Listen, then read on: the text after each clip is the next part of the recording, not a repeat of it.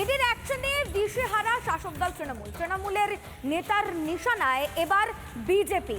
শাসক দলের বেলাগাম আক্রমণ, শাসক নেতাদের বেলাগাম আক্রমণ বিজেপিকে। বিধায়ক থেকে মন্ত্রী বেলাগাম সকলেই।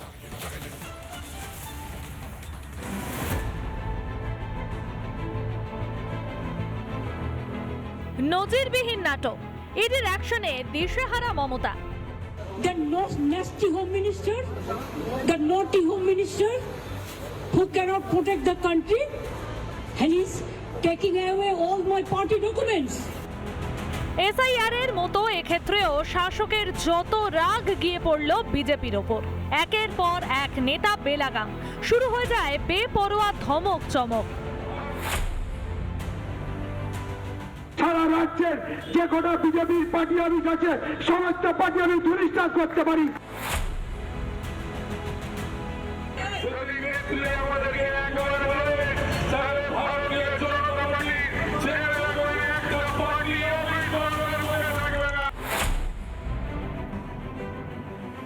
কোটি কোটি টাকার কয়লা কেলেঙ্কারি, দুর্নীতির বিরুদ্ধে ইডির অ্যাকশন।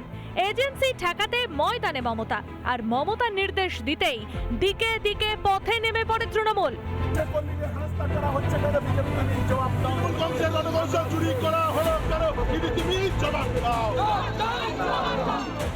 শুধু প্রতিবাদেই ক্ষান্ত থাকেনি, দাঁত নখ বেরিয়ে আসতে সময়ও লাগেনি।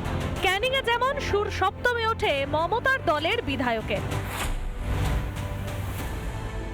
আমরা যদি মনে করি যে আজকের এই মুহূর্তে দাঁড়িয়ে ক্যানিং পশ্চিম বিধানসভা সহ সারা রাজ্যের যে কটা বিজেপির পার্টি অফিস আছে সমস্ত পার্টি আমি ধূলিসাৎ করতে পারি। পিছিয়ে রইলেন না রাজ্যের প্রাক্তন মন্ত্রী রাজীব ব্যানার্জিও।